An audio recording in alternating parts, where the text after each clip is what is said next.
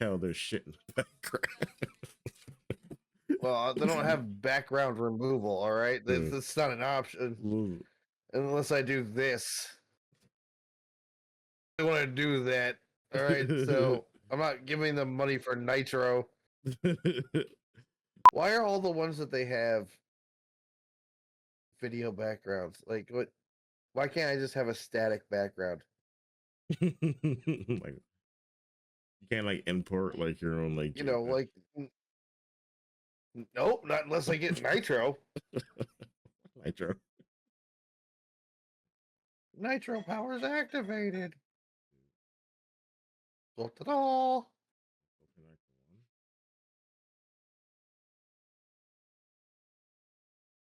I can make it a GIF. That's really dumb. I should make it this picture of Asmon that I got, where it looks like he's nutting. See?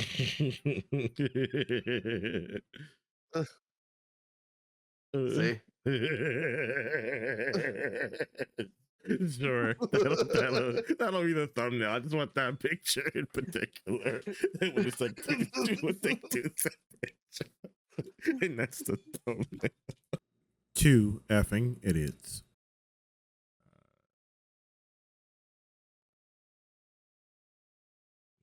Starting now. All right. I lost him again. There's no fucking way I lost you. There's absolutely no way I lost you again, right? There's no way. There's no way. There's no way. Absolutely no chance this is happening again.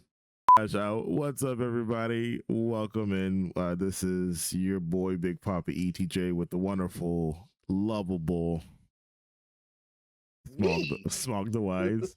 We are back at it again with another episode of the 2 F and Idiots podcast. Trademark name pending ? Asterisk. We're gonna We'll figure it out once I figure out an original name that isn't already taken. Basically, we're gonna thunderbolts this shit. We're just gonna sell this as a 2 F and Idiots podcast, and then after everything becomes viral and everything, we'll just pull back and just change the name. I hate that rollout that Marvel's doing with that movie, but hey, everyone says it's good. No, that's not what I've heard. I've heard that it is not bad, and that is different than being good. So you're saying it's good compared to everything else that's been out? Not bad is still not good. Listen, I'll Guardians of the Galaxy 3 was good. Okay. It's for me. There you go. We're back. Technical difficulties. I swear. No, I wasn't a fan of Captain America because I was like, at a certain point, I'm like, he just turned into stab a nigga like a couple times in the movie. I'm like, we just not gonna do which movie? the last Captain America movie. The one I know. Like, which movie? The which last movie inside the 2 movies. There's 2 movies inside one movie. All 3 movies where he's like, I'm just gonna stab this motherfucker, and then I'm gonna stab this motherfucker. Spoiler alert: he stabs a bunch of niggas in this movie. Like, even towards he just stabbing an absorbent amount of people. Like the beginning of the movie, that one scene where they're all getting jumped, and he's like, you know what? I'm gonna stab this motherfucker too. And then like right before he's about to like get crushed by the Red Hulk, and you're like, okay, he might die here, and that might be the most enjoyable thing a part of this movie is just him just getting his shit rocked. And guess what? He just stabs the Hulk with his broke ass fucking wing. Like, you know what? We should just rename the movie, bro. He stabs the Hulk, and it works. We're gonna question that logic for years here, but hey, sure. We'll thank the Wakandans for that one. Yeah, okay. That vibranium, that vibranium, baby. Great. This suit's not made out of vibranium. The whole suit is, yeah. That's the whole gimmick about it. No. Yes. You have to accept that. You have to accept that. I don't accept that. That's what that happened, and I want that happened. That happened in I think episode like 5 or 6 of like whatever Winter Soldier and Falcon. Oh, okay. You mean that show I never watched? You should watch it. You should watch it. No, I want to watch their shitty Disney shows. But it made for good TV during like COVID. Bro, they had lesbian space witches produce children on Star Wars that also sang in unison. I'm never watching a Disney show again. Well, It's never stay happening. away from the. I listen. I try to stay away from the Star Wars Disney stuff. Maybe that one. Lightsabers don't kill people anymore. I can't trust Disney for anything. All right. Oh god. Oh god. So I know we've been planning this, or you've been planning this again, kind of like the context of our first episode where Smog is the ringleader, and I'm just like, okay, I gotta get in podcast mode because I can never get in podcast mode, and because your ADHD is your superpower, like you're available at any given time, like we're here. Yeah, I mean, well, you just want me to chit chat with you? We can do that all day. I do it with you all the I mean, time. that's just a normal conversation we have, but Yeah, now to put the shit on wax and actually like it's talk just about less gay. it's not. Yes, not gay if you look him in the eye and say I love him. Yeah, it's not gay if you keep the socks on. I mean, I'm wearing slippers, so I got them grippy socks because issues. Listen, as we debunked from the last episode that being a straight homosexual man is a new thing now, I guess. Yes, did not. Hey man, they're developing new stupid genders every day, so why not take yours? Sure, I'll take it. We'll market that for like merch or some shit like that. Asterisks. We'll do that. We'll do that. So what did you have on the docket here? Because I know we talked about a lot of stuff last episode, and I will say, I mean, we can't skip the obvious one. We can't skip P. Diddy. We could leave, but let's put that on the docket for like maybe segment 8, because this motherfucker is gonna burn in hell. But I will say you did open my eye to a lot more of like the extreme leftism that I neglected, about that. but extremism on any side, left, right, I tend to just tune out. But the fact that that I'm seeing it more and I'm privy to more, and still seeing it being rooted in like, it's not just extremism, it's violent extremism. Yeah, the same thing they're accusing the right of. So, and it's like I came across this one content creator on TikTok. I think it's like DJ Soulchild, and he's like this biggest open bisexual, like outspoken Haitian black man on the internet, and it's good because he's been like one of these few individuals who've been on the forefront of like combating the extreme left and saying, hey, what's happening now in society is kind of your fault because of the way people decided not to take this election seriously. And I know we're already 6 months into the term. We're almost 8 months removed from the actual. Isn't that crazy? We're only 6 months into his 4-year term. Crazy. I feel like we've had 8 different turnovers in just the 6 months. Less as it haven't been 200 days yet. I mean, hey, he's moving away from Israel. That's not something anybody thought would happen, and I'm 100% for it. That's progress. It's progress again. And when I mentioned last podcast, and I know we got into like being the world police and kind of me saying, hey, like, why should we care when we have our own grassroots issues that we still are trying to figure out, that we still can't seem to figure out?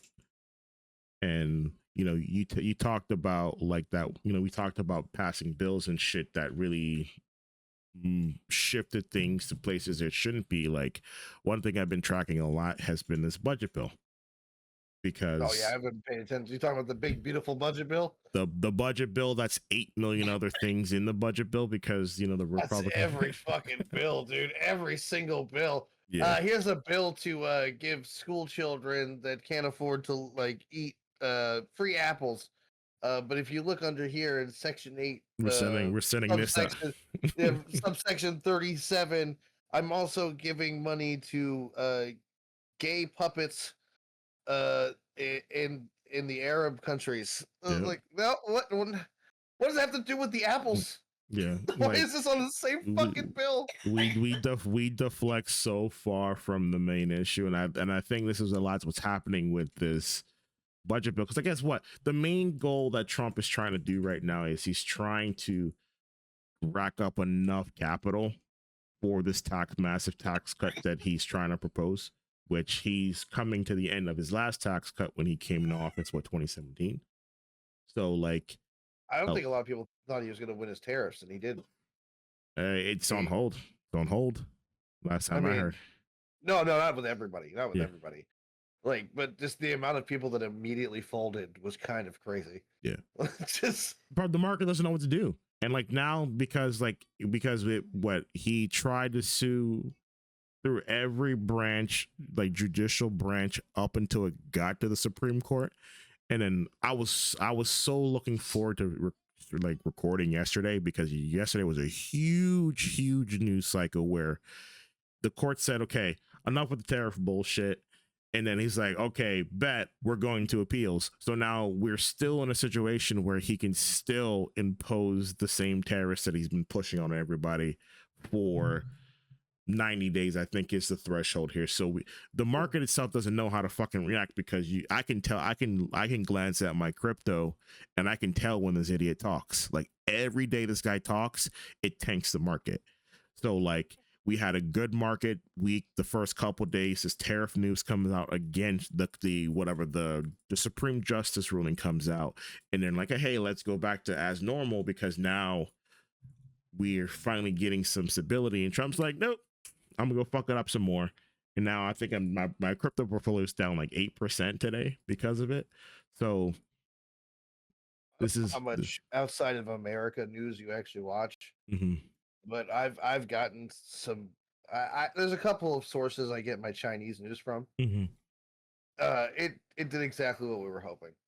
And what was that? I'm gonna be honest. It's their entire market is. They have entire warehouse districts and factory districts that are just fucking empty, because nobody wants to produce anything because they're terrified to produce anything. Mm-hmm. We are directly affecting their economy in massive waves. But China itself is going through a huge cultural revolution at the moment. Mm-hmm. It's on the starting grounds, but it's happening. Yeah, it's been going on for a while now. I'd say like maybe 2020 when they started kind of converting everything. Yeah, but you know, it's still very, especially coming out of communism. It's going to take a while. Mm-hmm. But this is a direct. This kind of proves my point. Whenever people go, "Oh, like the global market doesn't work," I'm like, yeah, it doesn't work if we stop consuming. We are the global market. Mm-hmm. And that's what we just taught China. Because the only other people that buys literal crap is their own nation. And mm-hmm. they can only sell so much domestically. And parts of Europe. I know parts of Europe that were kind of separate, at least the luxury side of things, where like when all these Chinese warehouses. Okay, but we're talking about knickknacks, those $5 fucking gag gifts, all that shit. Mm-hmm. Nobody's buying that but us. Nobody. And they have entire like sections of like districts dedicated to making that shit. Yeah, and they can't. and they can't. And it's you know, there's a lot of people that are going to change how they do business now. Mm-hmm. I don't think it necessarily is a good long-term approach on how to teach that lesson. Mm-hmm.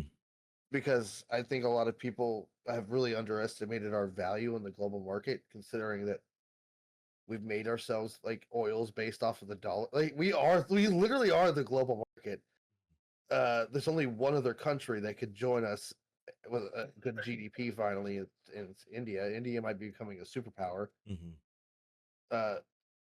So we had to. I mean, we didn't have to.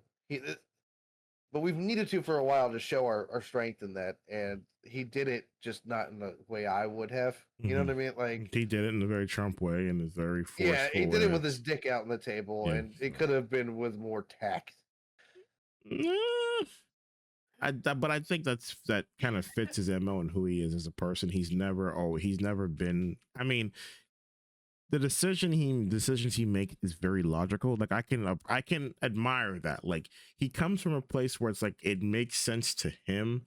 The execution is always just very piss poor, and because like the media cycle is forced to be like, hey, like we got to find the shock value in it versus just reporting the story. It makes everything such a chaotic like thing that happens. Like, oh my god, it's at the end of times, and again, we're recording this on May 30th, and we literally have been less than 6 months into his presidency. Like nothing that nothing that I've seen him done I felt in a way where it's like, you know what, like this changes my livelihood. I don't feel that way. Like the whole tariff back and forth thing, like, yeah, I get it's fucking up the market and the costs are going to trickle down somewhere. So me, I'm looking at, hey, like I'm not looking at it like from a initial like immediate impact. Like I'm thinking, hey, 5-6 months from now, when I'm thinking about what I need to get my kids for Christmas, what's that out of pocket expense? Because we haven't really settled on a fucking number. Decide, hey, what these products are going to be worth coming in and versus what they're going to be priced at when they hit the shelves. So like, and again, I understand that, in working Target and working, in a big box retailer and understanding, hey, like this fucks up freight flow when we're not getting the product in. This is fucking up with how we're going to be able to drive revenue in our big box retailers. So like, I'm looking at his decisions from a business standpoint, like from a business scope, and I'm looking 6 months out, a year out, because my main thing here that I'm focusing on is the dollar, the actual dollar crumbling. And because we're not vested in these other markets and not being a consumer to all these other markets, because we're playing this tariff game to keep stifling the market, what's the dollar going to be valued 6 months from now, a year from now? Because I feel like the shit's crumbling. I really do feel like it's crumbling. I mean, good. I'm ready for the global war. Oh god. Oh god. Listen, I make no pretension. I have no pretensions that I'm going to survive the global. But I am ready. All right, come at us. There's a gun behind every blade of grass. America. I mean, you see, we're older now.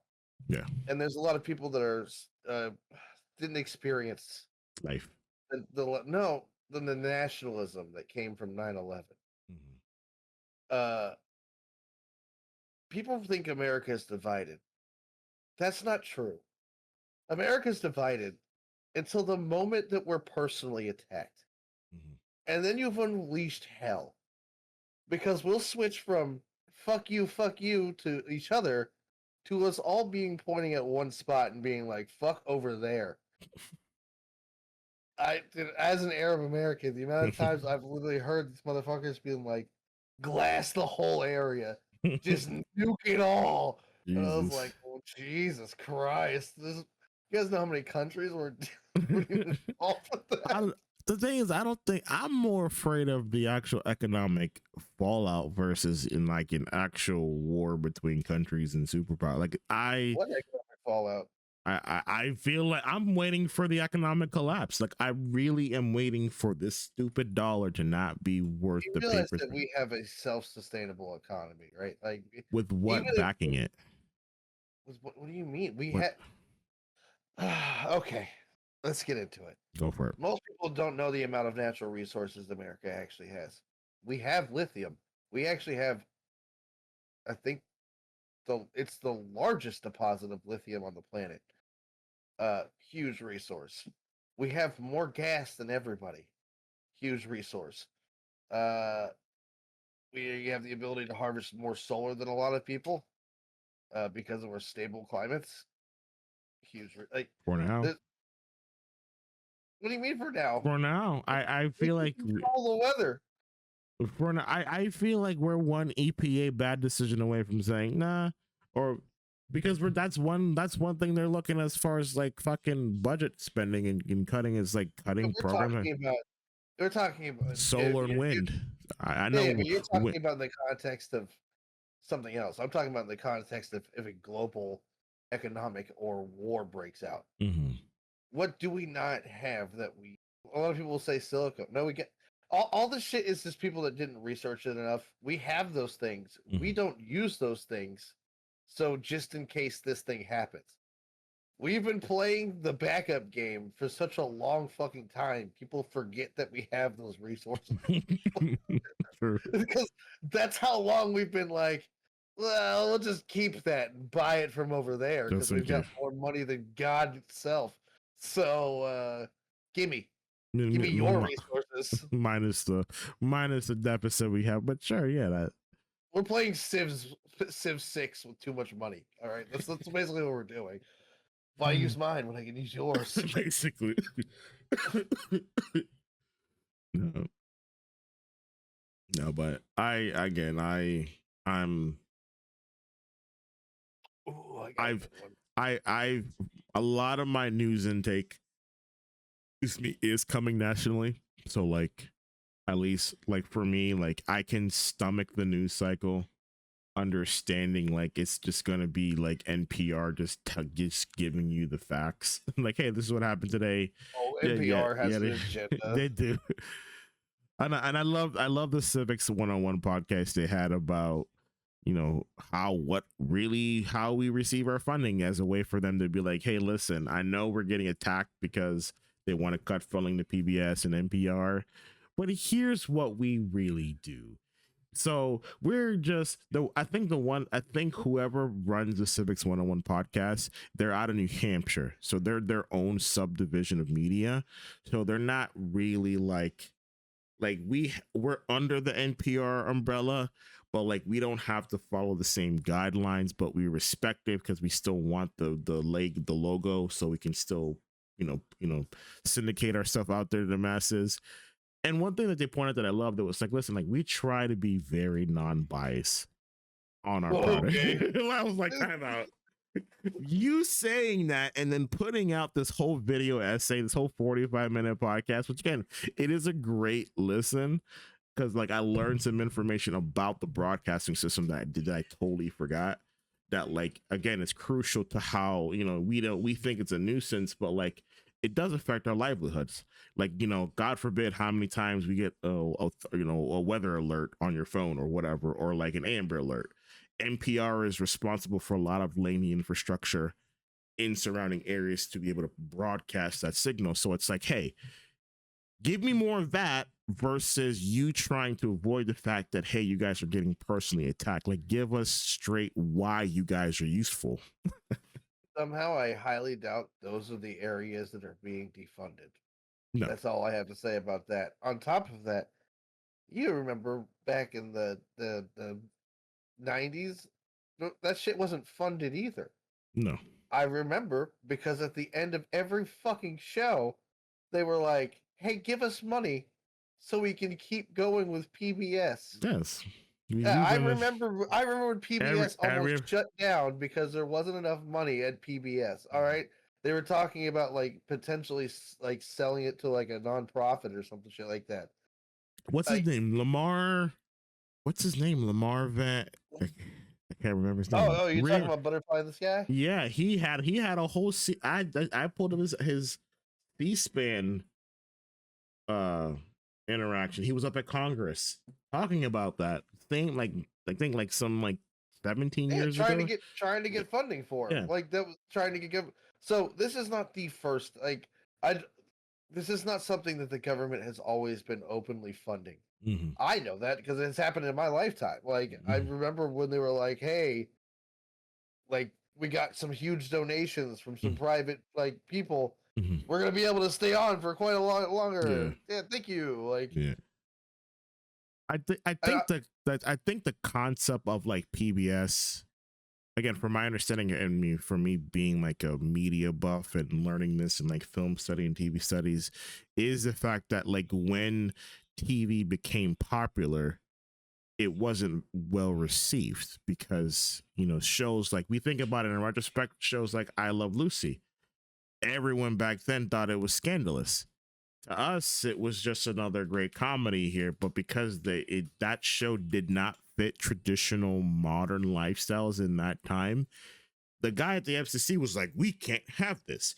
We can't have all this filth. And like what they considered filth back then is kind of our like somewhat norm now to some degree. I mean, at least in our generation, I can't say the same for like It's generation. actually it's going reverse now. Now they're like, yeah, Yeah, stop putting sex in movies, and I'm yeah. like, Like they would blow you a guys don't gasket. want to go back. You guys don't want to go back to that. Movies get real boring. I promise.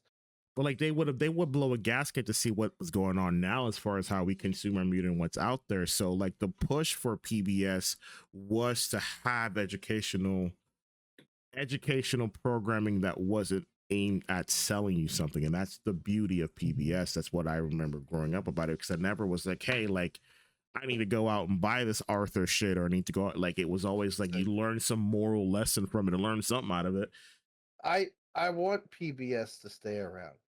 It spawned the greatest show of all time. The greatest shows. Oh, no, there's one show, and it has a dog who wants to go on an adventure with you. I'll take Clifford. Wishbone. Wishbone was on PBS? Yeah. No, there wasn't.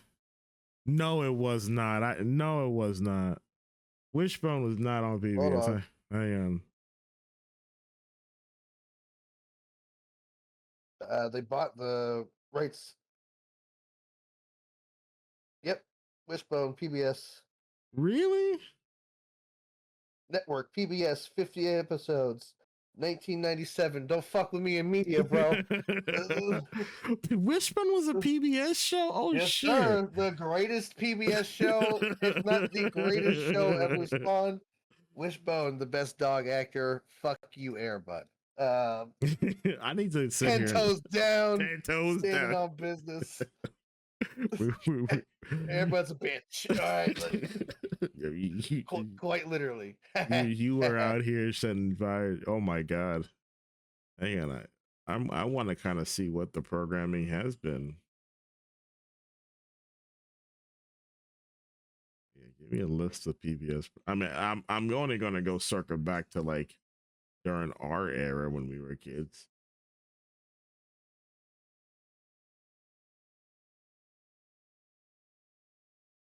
There was a what the fuck? Baby, we gotta find the Wishbone movie. There's a Wishbone movie. Fuck yeah, it came out. It came out last year. Was Carmen Sandiego on PBS too? Bro, you're forgetting that PBS Kids had all of this shit. They bought all those rights. We're getting so off track. I know, but so it's nice to know. It is nice. It is actually nice to know because we're on the subject of PBS and NPR. Well, yeah, and that's just what I'm saying. It's not that I want them to disappear, but I don't really care. Like I don't. There's only so many things I can like give a real care to. You know what I mean? And PBS disappearing at this point with the internet, I'm not really sure that they need a TV broadcast anymore. Yeah, like it could literally be its own streaming service. Yeah, just make it a streaming service and make its own money. Just contact Mark Cuban. He can fund it by himself without blinking. And just have one billionaire. It's PBS. One of them grew up watching fucking Sesame Street. Somebody's gonna fucking everybody fund it. Like all the celebrities you have on not there's no one way of them. It's not gonna get funded. This is a ridiculous concept that they're throwing around as an attack. It's like come on.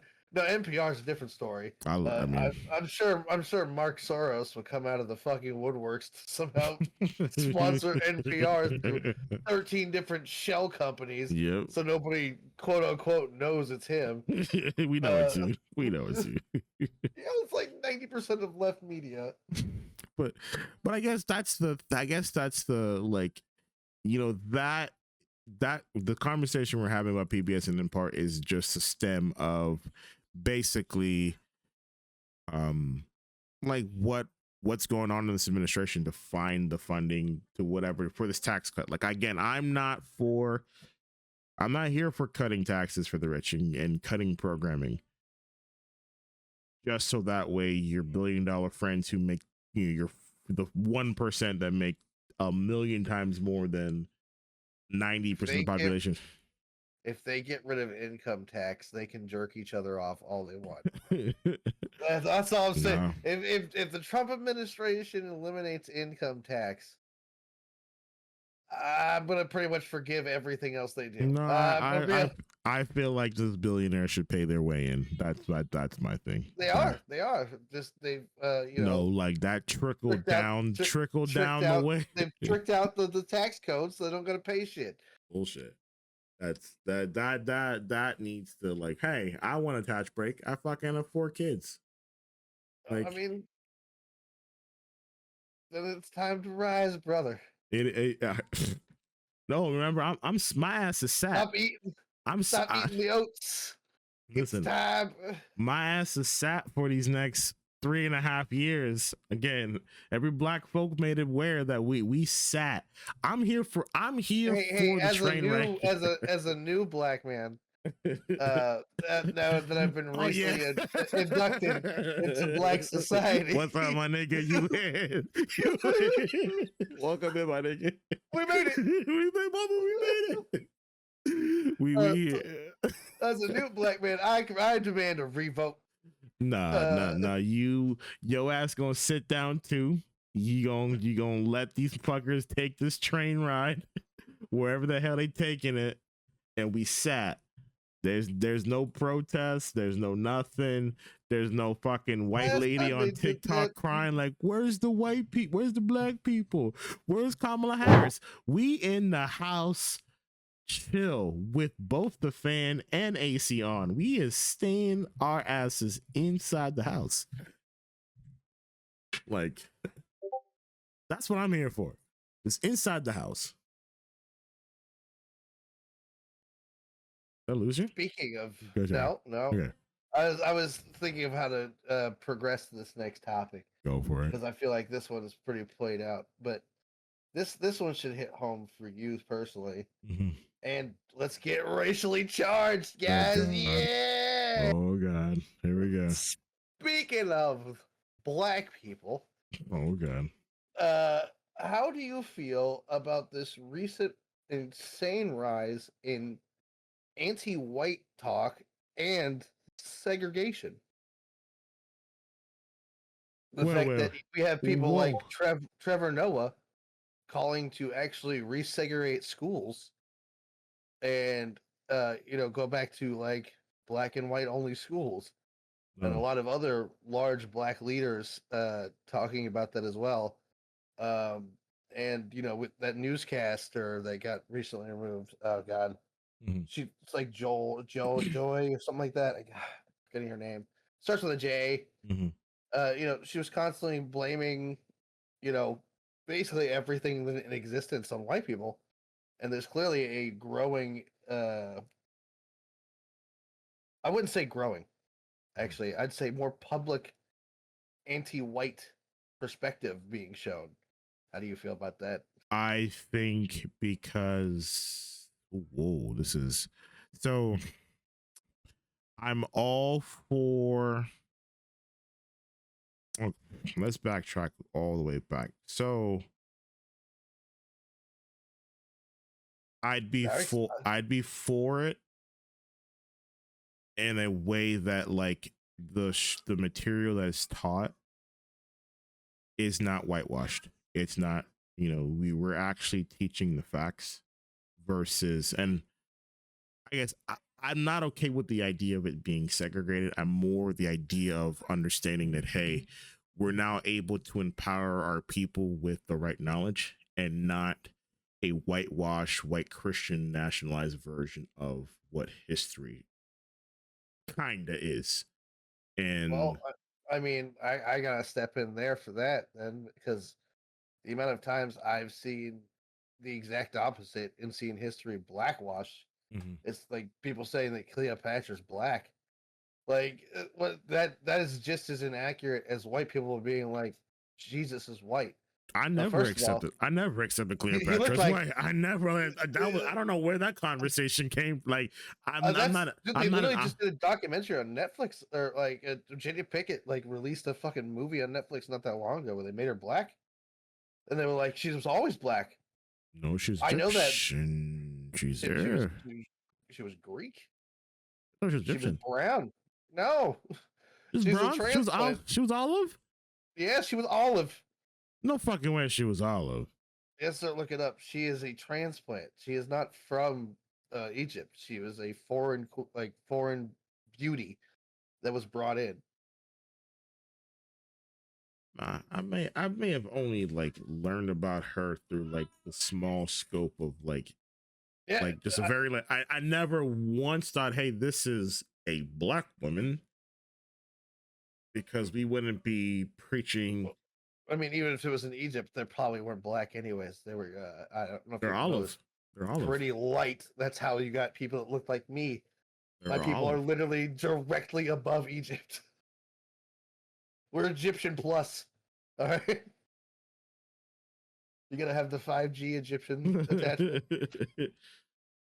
I only say that because of the interactions between her and Julius Caesar. I was like, that's not a type of relationship dynamic that you would openly talk about if it were a black and white woman. I don't think that, and she's not. I guess well, all of them were gold anyways because they painted themselves gold and So- shaved their heads. But even then, though, still, like I from my scientific understanding of the regions, like that, they're olive, like they're shade or shade either above or lower. So I never. Oh, I know what they look like. My sister's Egyptian.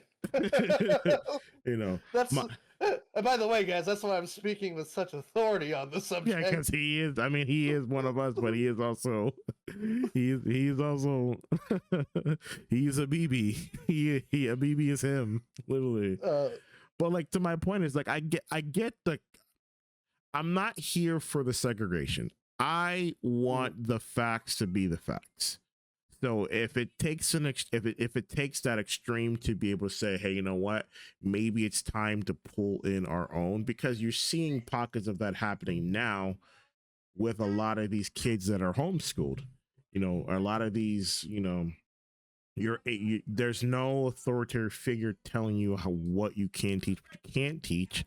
So yes, there is a generation, my kid's generation being that generation, where there's a lot of important information and timelines and checkpoints that happen that make this country's history that are not being told because of the scars and the histories and the nastiness and the vitriol that came with civil rights and slavery and the slave trade. So yes, that part of history is starting to get forgotten, and for me, it's on us as Black people to kind of still educate myself on it. Even though, again, I mentioned it before, I have a sensitivity to that much gore, that much violence, that like it's on me to be able to introduce that to my biracial kids and saying, hey, this is what it is, but also being able to set the standard. Hey, like there's a reason why, like, I don't fuck with the KKK. I don't fuck with burning crosses. I don't fuck with this. Like, I don't fuck with imageries of Hitler and all this because, again, of what they represent in time.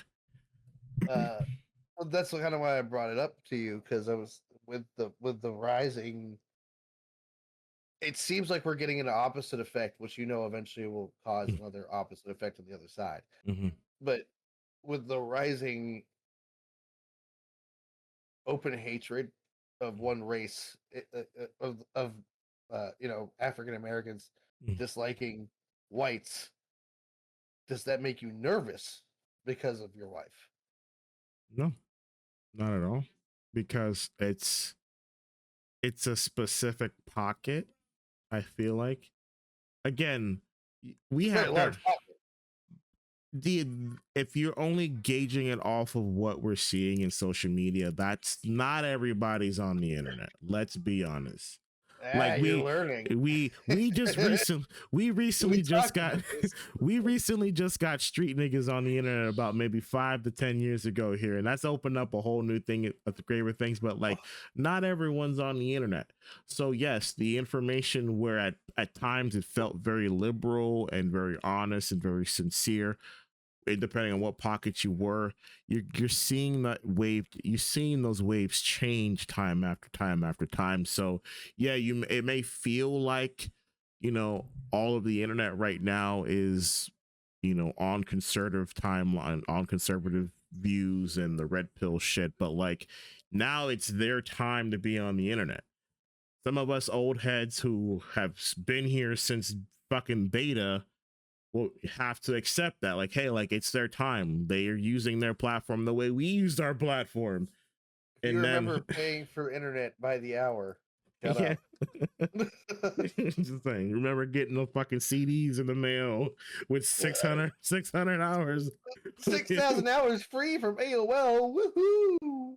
and you would burn that in a fucking weekend because you couldn't fucking get out the internet for doom scrolling all the fucking time. Like, it's their time. Because you had to leave that shit open because it needed to download overnight. And Yeah. someone would answer the phone and it The would fucking cut off. Like, like, Mom, so I'm like downloading one picture of a boob. please, Don't answer the phone. You know, I'm trying to get that 45-second of this Vegito clip that everyone's been talking about at school, and I don't want to like. And I heard he went Super Saiyan 5. Yeah, They made his hair white. please. You know, so like, I get it, and I'm won't right now, because we're in the market for extreme hot takes. Like, that's what's going to get you viral.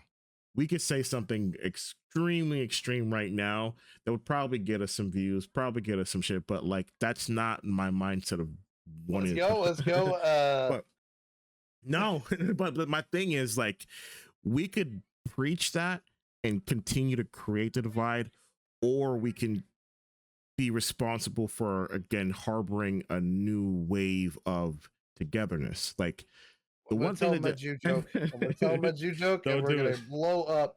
But listen, like, that's one thing that the system doesn't want. Like, I guess that's what it's not going to get preached out to the masses is, hey, we would rather see everyone at odds ends versus having, like, leading with love, loving each other, understanding, hey, like, yes, there are some, I have to live through a scope where, yes, there are going to be some white people that I can trust, some that I can't. That's just the Black experience. What a depressing time.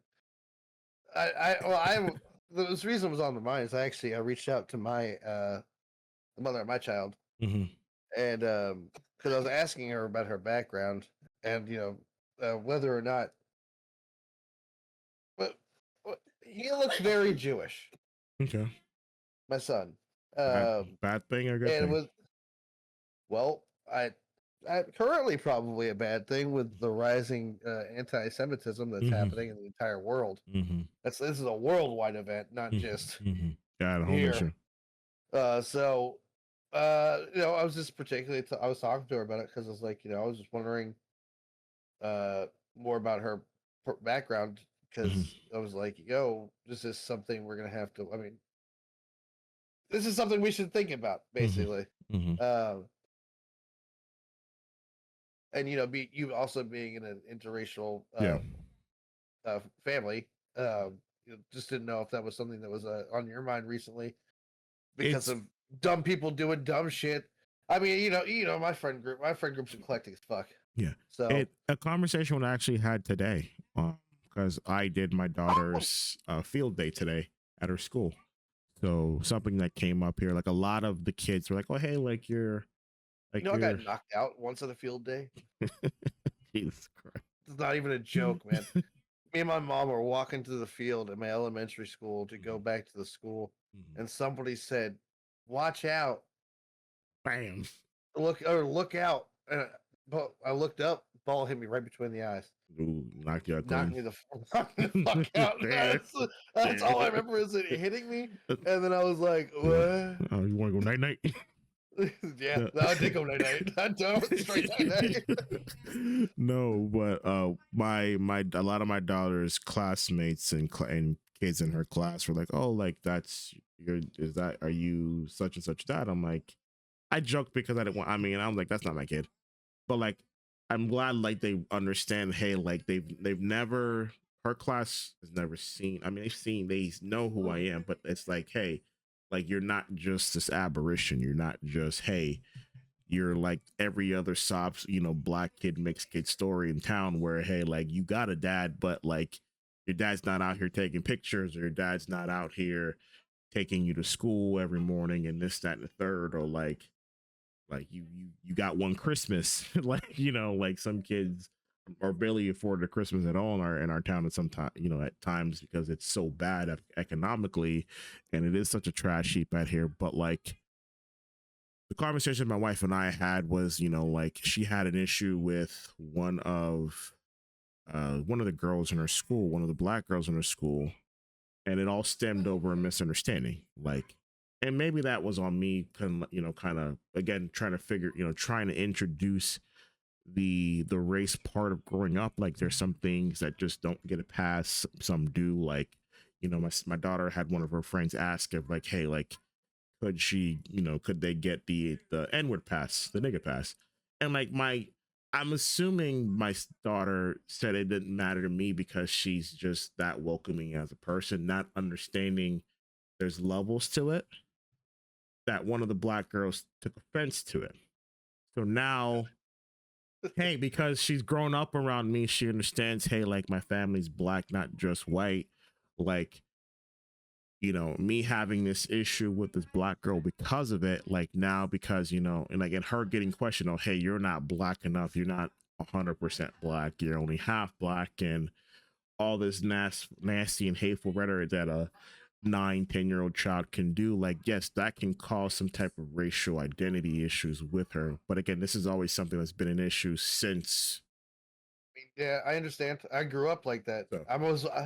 I was white, but I was never white enough. So it's like, you know, yeah, it pains my heart to hear that and see my daughter have to go through that, but it's never not an issue in my mind. Like, she's not white enough to be with the white kids, but hey, a lot of the homies she messed with are white or brown, or, you know, like she's cool with she's cool with the mixed girls there as well too. But like when it comes to somewhat like, you know, like an actual, like, not a biracial child or not a white child, there seems to be that issue here because, hey, like they're fucking purple black and she's just the perfect amount of caramel. Like, there's always gonna yeah. Listen, they look like a crown in a box. Listen, there's some, again, you know what, I'm gonna openly say this because listen, sometimes they ain't cute, baby. Sometimes they ain't some cute kids. There's some ugly ass kids out there, and we need to fucking ugly ass kids. Like, ugly ass kids. Like, yeah, I need to stop fucking, like, because you're putting them in a Jordan sweatsuit and putting on some J's and get them a 360 wave haircut. Like, no, they still ugly as fuck. Okay. Like, you just I know. Hey, listen. Like, I'm not saying my girl's youngest daughter, before she got to her recent age, that bitch had the biggest forehead. She looked like Rihanna. No. She looked. You remember Jimmy Neutron? Like how that she kind of she looked like mulatto Jimmy Neutron. Wait, with no bags, bro. That's not just all. I'm so glad she grew her forehead. All right, it should be like that sometimes. Sometimes, listen, puberty will make or break you. Sometimes you never know. Oh, no, she's still like 5. Okay, but, man, it was bad. Now, was this like your partner's recessive genes or the sperm donor recessive gene? Because both of her kids had a big ass forehead. Okay, yeah. Because I'd be looking at my kids, I'm like, is that a me recessive gene or is that my wife's recessive gene? I'm like, you know what? That's exactly like my ex now. Really? And I knew that shit was gonna happen. Yeah. Because he's not out of puberty yet. When he gets out of puberty, it'll happen. He hit that like that Mario level up, like The same thing that happened with me is like I was really tiny, and then I wasn't. Boom. Like, no. I will say, looking at my old pictures, I went from like looking like my mom, and then puberty hit. Like, if you stand me next to my father, you could not. I mean, despite him being bald and old as fuck, we're like the same person, visually the same person, and it bugs me. He's just a little bit darker. Like his recessive genes kicked in so hard. I'm like, damn, I really look at this dude. Like, and then I had girls. So, Kanye, secret genius or just crazy? Get this motherfucker out of here next. Let's move on. Sorry. I think Kanye is Bro, tapped into the social issues so interestingly that he saw the rise. So I'm gonna give you about 45 seconds of just okay. First of all, fuck Kanye West.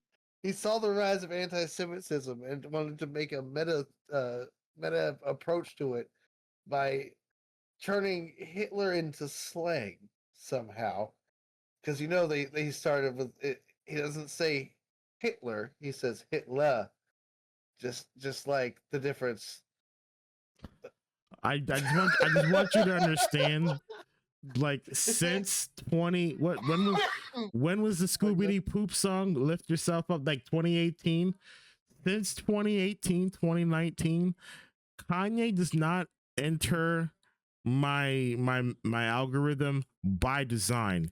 He is the only person that I've actively been like, hey, mute all terms of Kanye West. It's a mass mute on every platform. The only way I know about what Kanye does is if someone tells me the shit, or like if I'm listening to a podcast and someone says the shit about him, which I didn't immediately glance over because the less I know, the better. This motherfucker is an undiagnosed ADD, autism ass motherfucker that needs to just get the fuck out of here. I don't give a fuck. He's bipolar. Bullshit. That's more than just bipolar. That is undiagnosed bipolar. And again, he's a monster of our creating. So this is the problem. He's too niggerish to be with white people. He's too fucking weird to be around some niggas and some black people. So like George Bush doesn't care about black people. And he morphed himself into this thing that, again, 14, 15-year-old me would have never recognized.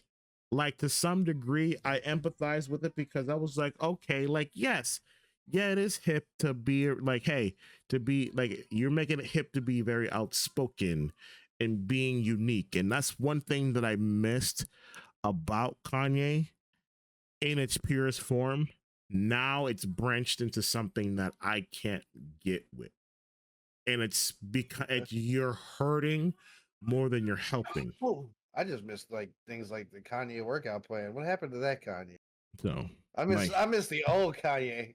Bro, like I love me the hell out of some late registration and Diamonds from Sierra Leone, but like this man is morphed into something that even listening to some of the things that bring me happiness, I just can't anymore. I can't give in to the bullshit because then it forces us to talk about it, which again, I don't want to talk about it. But again, he just can't stay out of the limelight. I don't know what happened.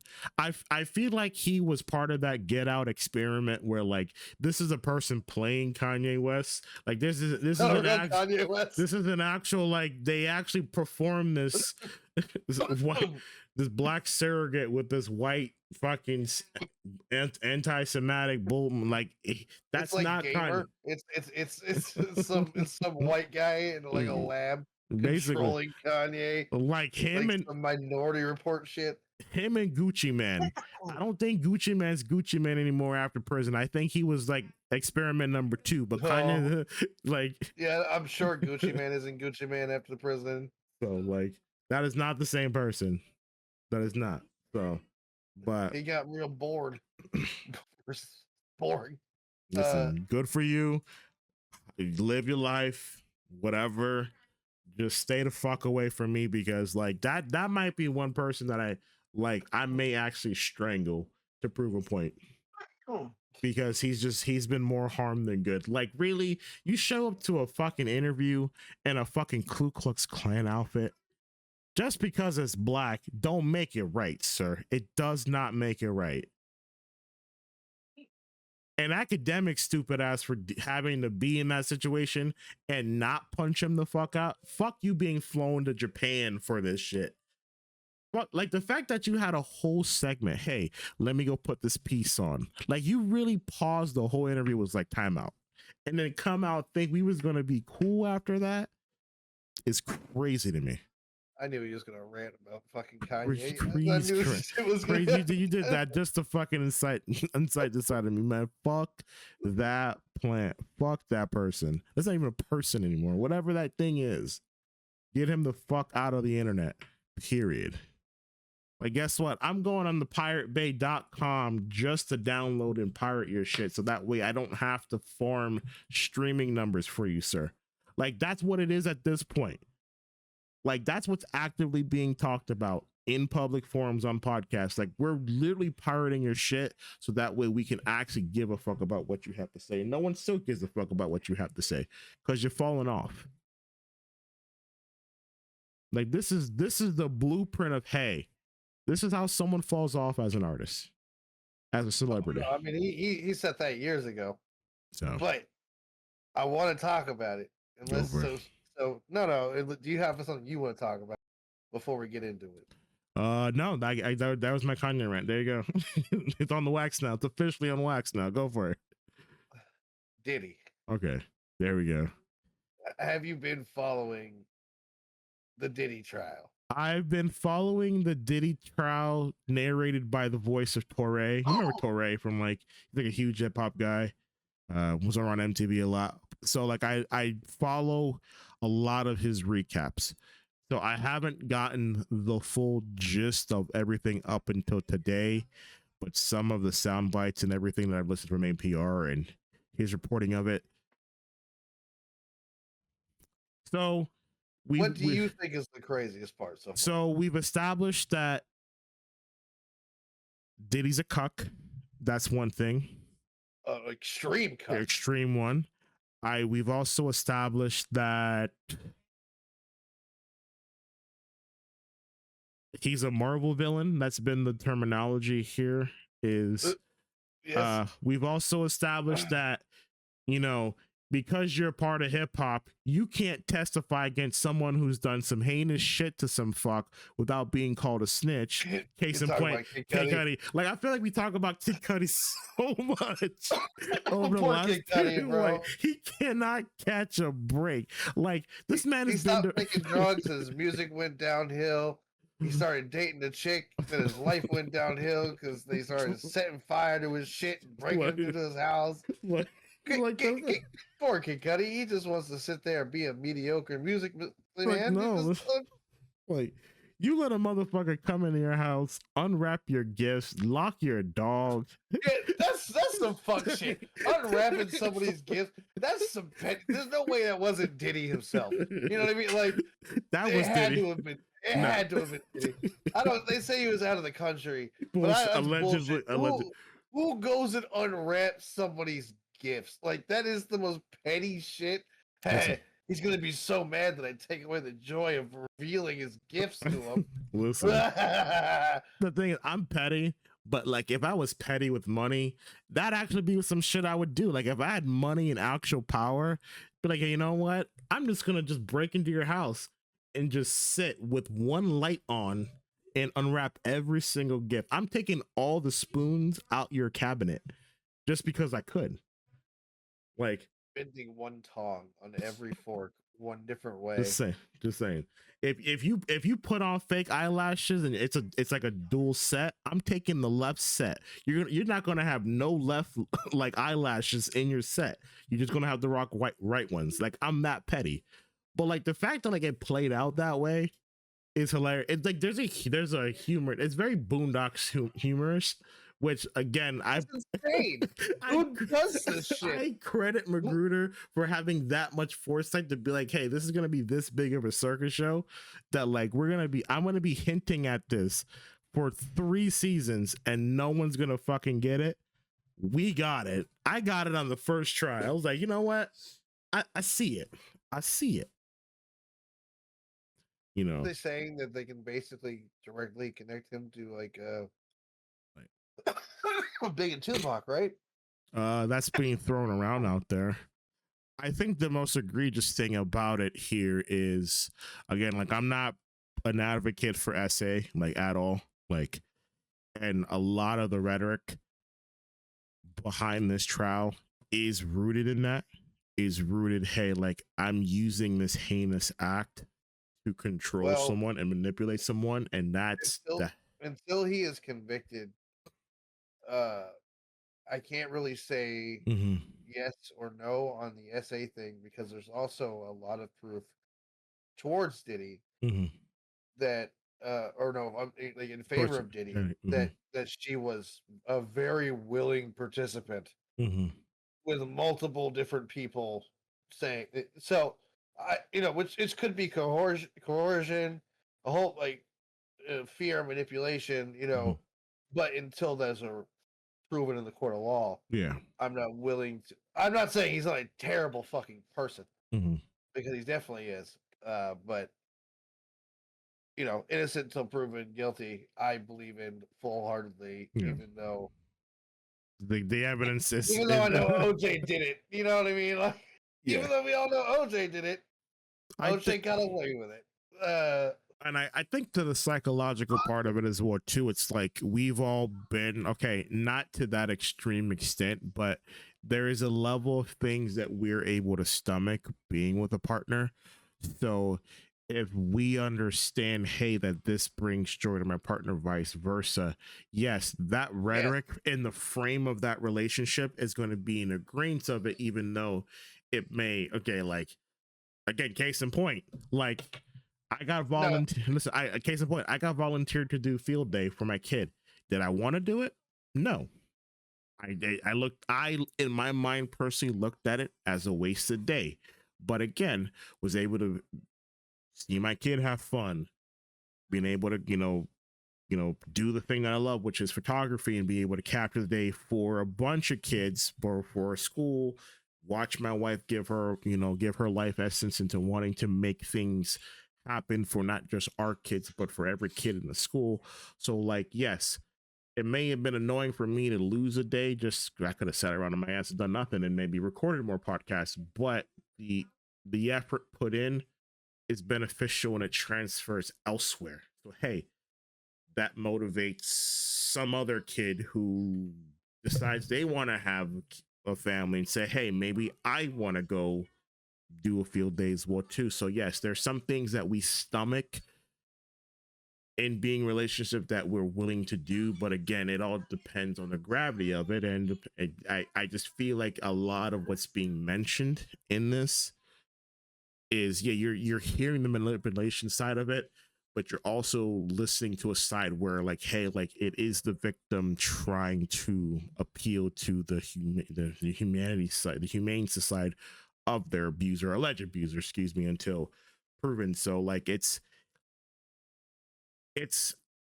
despite the jokes, despite everything, despite the memes, it is a very horrible thing to have to go through. Like, hey, why are you using somebody's, like, someone being vulnerable in the purest form of engaging in that type of activity as a ploy to hold something over someone? Like, it's one thing if it's just you and that person one-on-one. wiping cum on your nipples. Yeah, but Why then a lot of things in this goddamn case, man? What the fuck is going on? like extorting her parents, like, hey, I have this video that I'm going to use to extort again to get some money out of your parents here to kind of show and flex this level of power allegedly this man had or did not have. Like, this is showing me, like, if I'm looking at if I'm analyzing Diddy's character, Diddy Diddy Oh, he's is a terrible person. Diddy is That who I is, always thought he was in the industry. He came off as this powerful guy because he was always the loudest in the room. He never was. That's crazy. Like, you know who's that powerful person in the room? And I hate saying this, but Sean Carter, Jay-Z. Like MC Hammer. like Jay-Z has gotten to a point in his career wise that, like, this motherfucker has put out no music, has done nothing, has been alleged for doing the whole cheating thing, got punched out in a fucking elevator by your wife's sister, had your whole wife do a whole album about you cheating with Becky with the good hair. And guess what? All these motherfuckers are fucking happily ever after, living their own fucking life here. He's still running businesses, this, that, and the third. Those Like, are billionaires. like, What are they like, worried about? like Diddy always has to do something to put himself out there and align himself with something. And you still see like you still see the shady business dealing of like the record label guy and other artists. Like DJ Khaled's a perfect example of like he is a shitty fucking business guy when it comes to artists. Like so in his business dealing, so like you're getting remnants of that, but like everyone thought Puff was the end all be all to get the whole hip hop cosign and like, oh, I'm in now because I'm in with Puff. Like that never was a thing. It was a facade for some time. It was such a huge facade. Well, yeah. I mean, there's so much badness in this case. Like I can't wait to see the people that are actually connected, because that really will show like, was this all just hearsay, or was this real? Like, because I think that's the thing that we're missing right now, is that we keep saying that everything was done in this grand scope, but they haven't shown a grand scope enough yet, because it's like, okay, you say this, but who the fuck are we talking about? Yeah, you guys say, hey, we put out a ton of subpoenas, and when you hear that in the news cycle, you're like, okay, like what does this refer to? Is this more on like a low level crime type situation? Because again, this is Rico as well too. He's getting charged for Rico because he's been did Mike Myers help him get a hooker? Like, or did he go to the party and participate in some heinous fucking act of debauchery? Like, it's like we need these answers, and we just have to wait. But man, how long are we gonna have to wait? Like, I feel like this should have been the shit you're whipping out on day 3. Like we're throwing all the heavy hitters out. Like this motherfucker was there. That motherfucker was there. Like this is the feds. This is not. Yeah, this is not normal fucking. Like, come on, man. Civil. Like, this is not civil. Again, this stemmed a lot from, okay, hey, had you just been like paid that girl her money for her grievances and not fight it and not come off as this guy, then I don't think we would be here.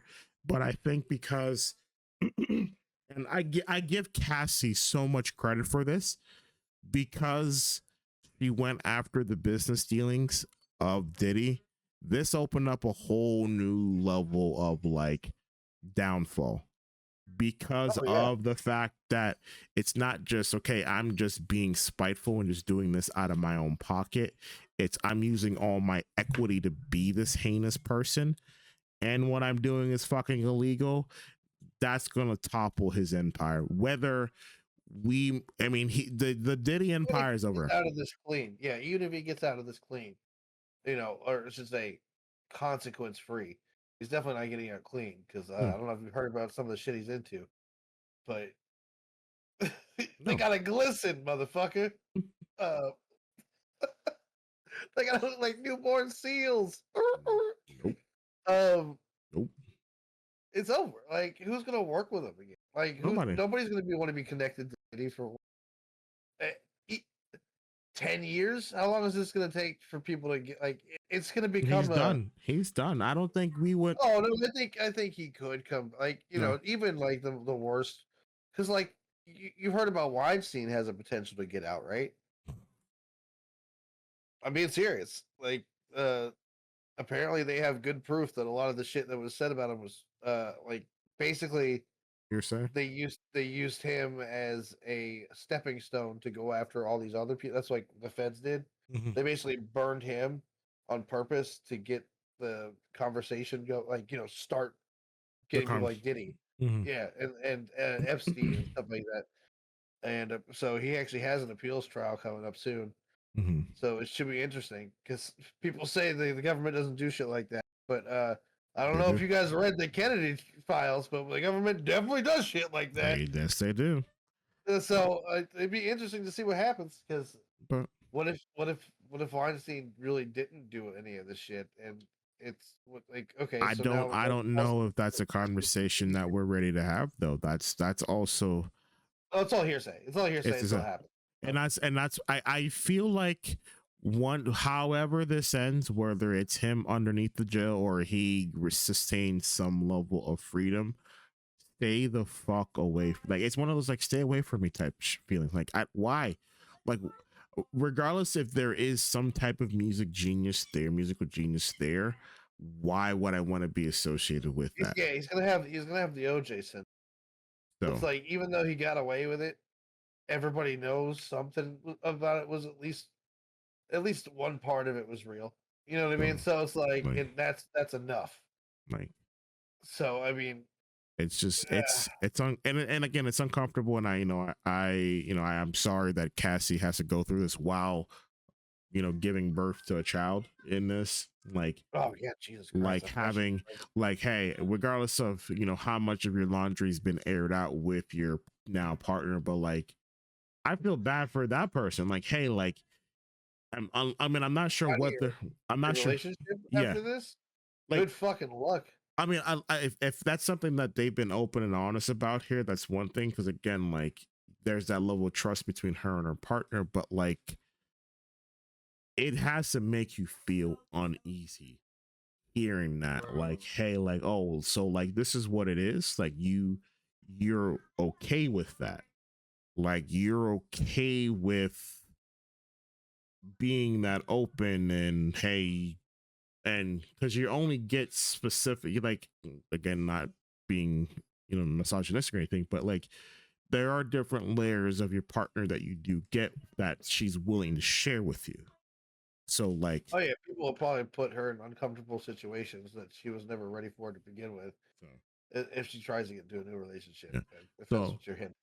And like, and that's something, and that's one thing. Like like. I guess I use my wife as a core example here because there are a lot of things in her core value system that like she's not as open and honest about, like let's say the conversation of sexuality and that like we are. Like I guess mainly because of just her upbringing. My girl's a freak. So like it does come off as a level of being prude, but again, like our relationship between the sheets is our relationship between the sheets, and that's it. But like my girl goes to conventions with her titties out. So. You like that shit? You fucking degenerate. Yeah, I am a degenerate. What's your point? You can find me on FetLife. You know what I mean? You know what it is. You know what it is. But like it's but to say here it's it's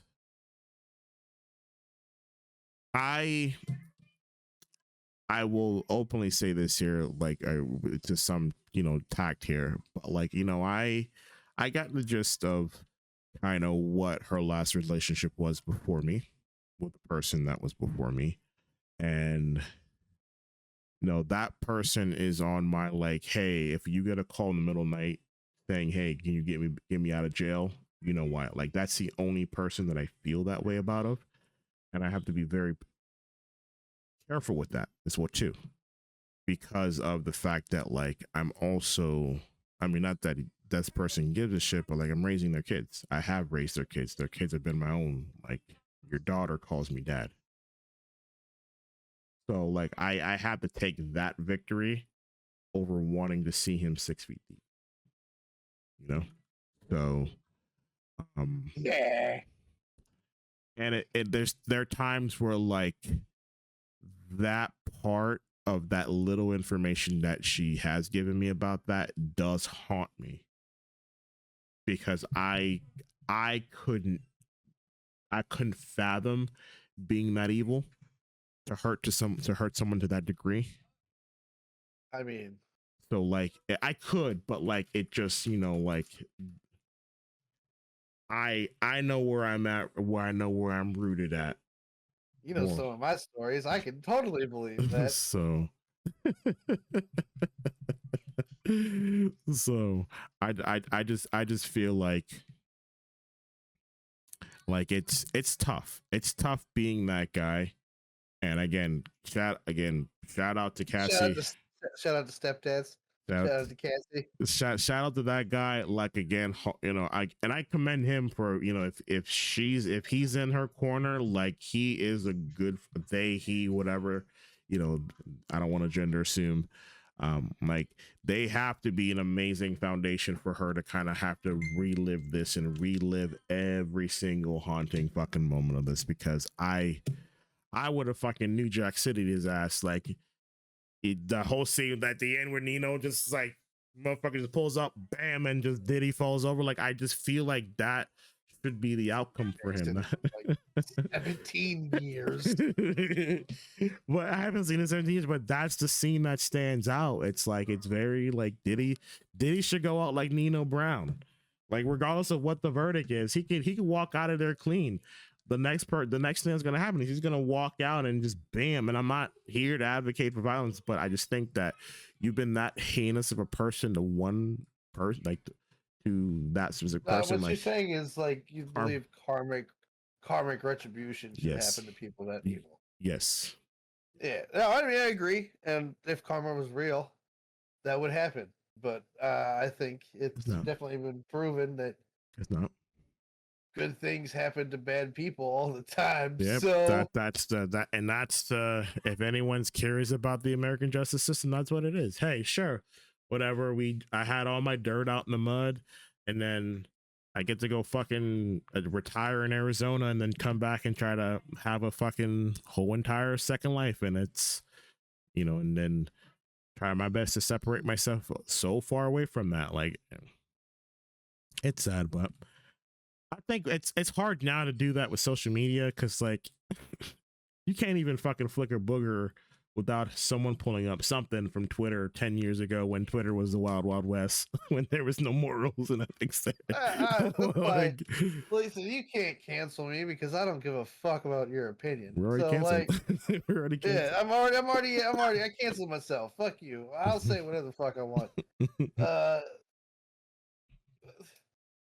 I don't get why everybody's just become so sensitive about that shit. Like, just let it flow. If you don't like something that people say, either A, speak up on it, or B, don't talk to that person. Yep. I don't know if people know that it's a fucking option, but you can just like not interact with people. Or here's a third one here. Or maybe, hey, if they said something fucked up that they didn't honestly know was fucked up, allow them to grow and learn from it, and not keep them hostage in that pocket. Extreme leftists. We're talking to you guys.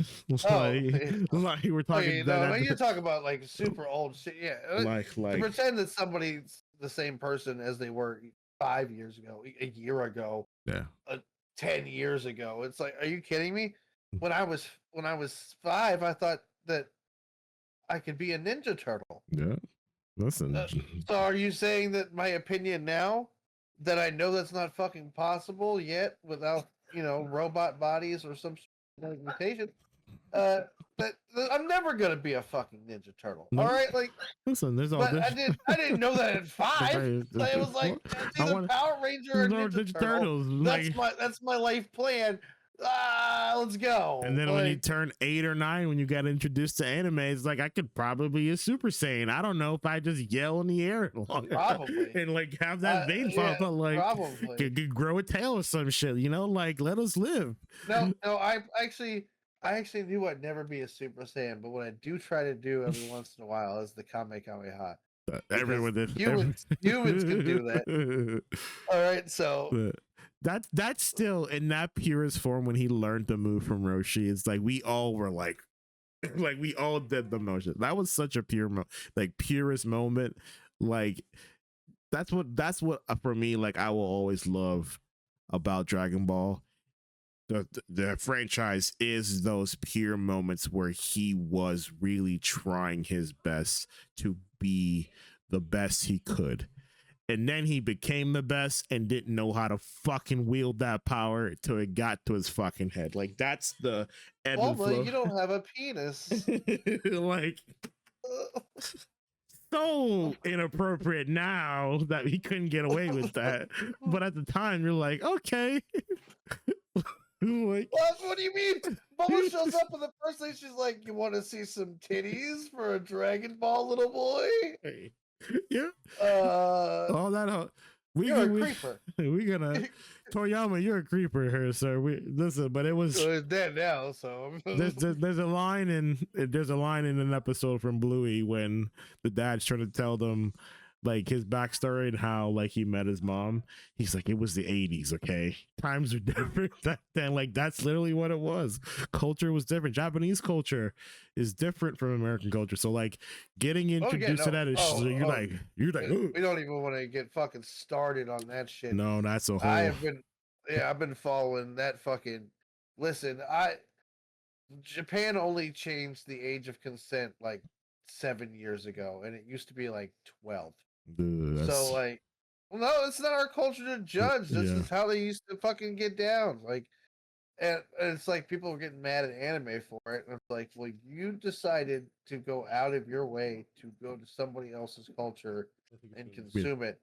And you don't live there. You have no rights there. You're not fucking anybody from there. Shut the fuck up. Just don't watch it then. Shut up. You're allowed to feel uncomfortable and like it does, but like if it's that big of an issue, then don't watch it. No, I'm not saying like exactly. If it's that big of an issue, don't support it. Don't watch it. And but then they get on there and they're like, this should be changed. And I'm like, well, they don't want to change it. Why should they? Yeah. Yeah. These people haven't watched Golden Boy, all right? Nah, you guys don't even know how depraved it gets. This is anime dweeb pulling out from the annals of his record and his studies. No. Now, was there anything else? My queen. Now, was there anything else you had on the docket that you want to talk about before we wrap up things? No, not this one. I definitely have a couple of topics that I need to get down solid for the next one, but there was more things I want to talk about, but you know, ADHD is a bitch. Yeah. So I guess my thing was I was glancing at kind of like the 100 days, like what's happened so far. You know, as far I guess the main thing here is like again, because like I'm looking at it from. I'm not coming on here and using this platform to be an advocate for social justice and all that. Like, that's not what I'm coming at here because, again, I'm a firm believer that, like, again, the 72% of black males and the 90-some% of black women that attempted to save this country are, like, I'm looking at this from an observation standpoint. And I feel like in this last 6 months, nothing has changed catastrophically for me to be like, hey, like I'm doing worse off than I was back in November, but also I'm waiting for that final stamp. Like, so I'm watching this tariff bullshit happen because I know of course I'm waiting for this to go through here. I'm waiting for the dollar to crumble. But also when it comes to like again, never crumble. We may think it might be, but again, I don't know. If the empire shall last forever. But this market, the thing is going to happen. What's going to happen here? He's going to get tried for market manipulation because somebody's out here making money off of all this bullshit. Somebody's making money. I don't have a name. Lawsuit that has successfully affected Donald Trump. They impeached this motherfucker, and he said, "Suck my dick," and it's president. Well, then he just fucking send the National Guard after his ass. Somebody, hey, listen, you can't do anything to him. Impeaching doesn't mean anything. It's basically you did a bad thing, bad. And then he goes, "Oh, I'm sorry." Yeah. Suck my nuts, like basically. It's suck my nuts. That's such a New Yorker thing. He's like, okay, suck my dick. Like that's what he did though. That's what he's doing. That's what he's doing now. That's why he ran again. He was like, you know what? I can make him suck my nuts more. Like, bro, I'm gonna do it again. Like if anyone wants to question his New Yorker, like that's a true New York attitude. He's like, fuck you, suck my dick. I'm out here. Like, yeah, fuck you talk about. Like, it's crazy to me. All right. Well, I think we should go ahead and wrap this one up. Yeah. So, but again, it's we'll see here. We'll see how everything plays out. But again, thank you again for another chaotic episode of the Two F&A's podcast, name still trademark pending. But again, I'm BigPoppaETJ. This is Smog the Wise here. If you guys don't know where we're at, I'm not on Twitter anymore. I'm on Blue Sky. So I'm on the liberal Twitter.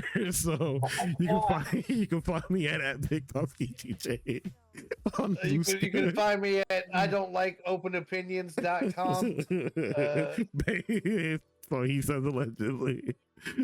But I'm on Twitch. I'm on almost everything except Twitter. I needed the timeline cleanse, bro. It got to a point. It got to a point with Twitter, sir. That's my excuse. I'm on Twitch until Hasanabi kills it. That part, which we'll have to talk about here in another episode. Yeah, that's what I mean. There's some things we still got to talk about. Yeah. Like I said, with this, I remember the topic. So, and you can also find me on Kick, that place where they do all the illegal streaming and gambling stuff. That Drake's on there too. Because these are the only places where I will not be removed for saying wild shit. If you think I'm bad here, it gets way worse. It gets way worse. It gets way worse here. It gets way worse. But I think we'll probably shoot for another episode here sooner than later. Maybe not 6 months in between episodes, I promise. Listen, we're gonna arrive like Juneteenth did. We're just gonna pop up and then he's making a reference to one of my greatest jokes ever. Where I discovered that Juneteenth is a black holiday about being late, and that is fantastic. It's true. But guess what? We are also gonna have a Juneteenth episode where I'm just not gonna show up, and it's just gonna be gonna be him for 30 minutes, and right before one more thing about the black Muslim culture. No, wait, stop! You're ruining the podcast. I'll fucking do it. I'll post a 30-minute video of him just going, and I'll spiteful that way. But again, I appreciate you, brother. I love you, brother. I appreciate you guys. Guys, if you like what you saw here, thumbs up, subscribe. It's free. Follow us if you give a fuck here. But we're here to stay. We're here to stay. As he does the finger air pew. Pew pew pew. But later, guys. I got kids coming in the door. Deuces.